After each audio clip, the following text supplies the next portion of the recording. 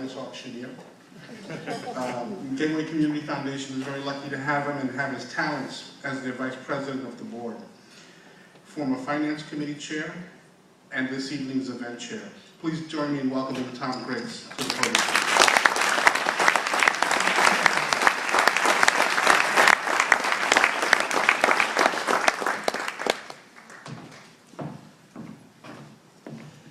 Welcome, everyone.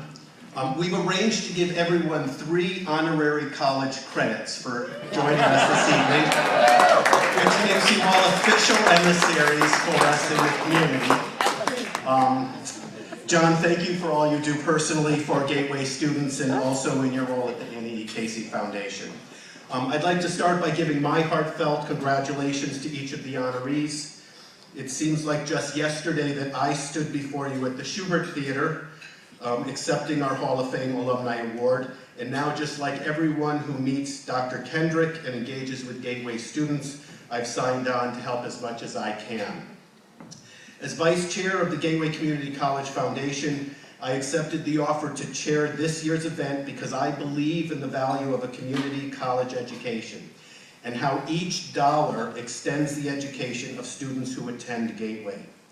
The mission of the foundation is to support the students, faculty, and staff of Gateway. As Lindy always says, we're very lucky to have so many talented board members committed to helping in our efforts. And I'd like to ask each of the foundation board members to stand and be recognized.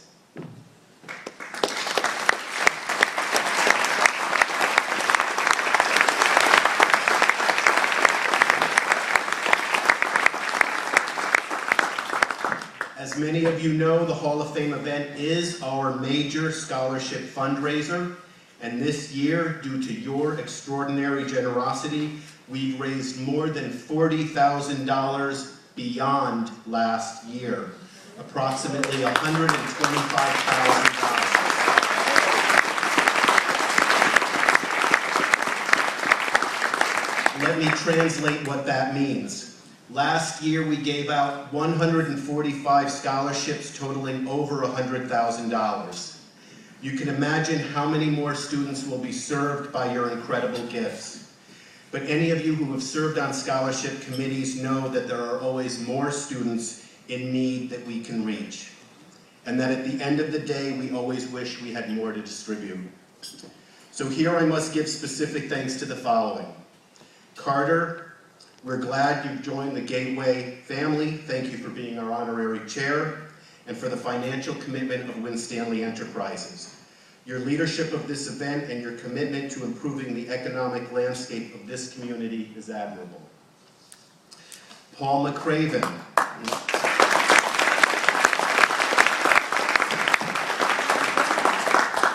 Paul McCraven, we once again give you so much thanks for our partnership with First Niagara. And they underwrite one of our favorite events. It's the Donor Scholar Lunch in the spring. For many of you that attend know that it's an opportunity for us to spend time with the recipients of the scholarships. Thank you, Paul.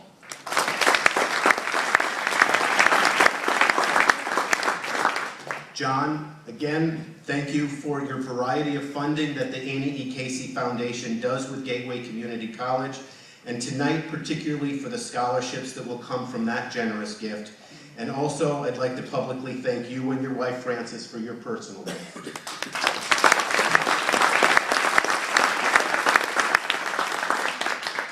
At the President's sponsor level, we have some very dear old friends and some new friends this year.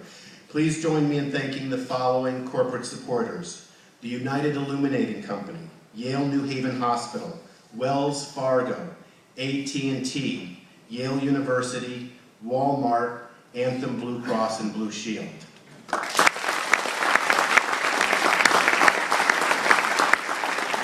At our Dean's level sponsor, we thank Dimeo Construction, Chamber Insurance Trust, Steve and Sally Glick, Robinson and Cole, Spacecraft Manufacturing, and our good friend John Soto. Our first year with our alumni sponsorship, a big thanks to Alexian and Diversified Project Management.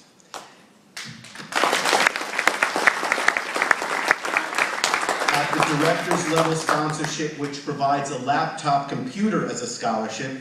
We thank the Community Foundation for Greater New Haven, the Connecticut Economic Research Center, and New Alliance Foundation.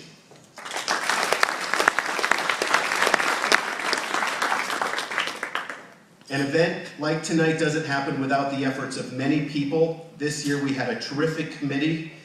We had many new supporters join us this year, and their names are in the program book. Please give them a round of applause.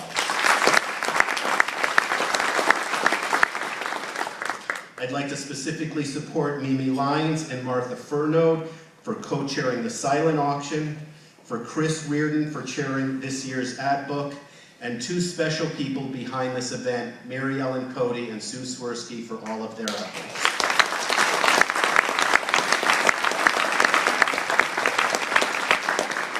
And now, I've been given the wonderful task of introducing our next speaker. The average age of the Gateway student is just about 28 years old, and we happen to be 60% female, 40% male. And our next speaker is far from the average student. She's earned numerous scholarships from the foundation and has an exceptional academic record. Please join me in welcoming Deborah Batista from that fabulous town of North Haven.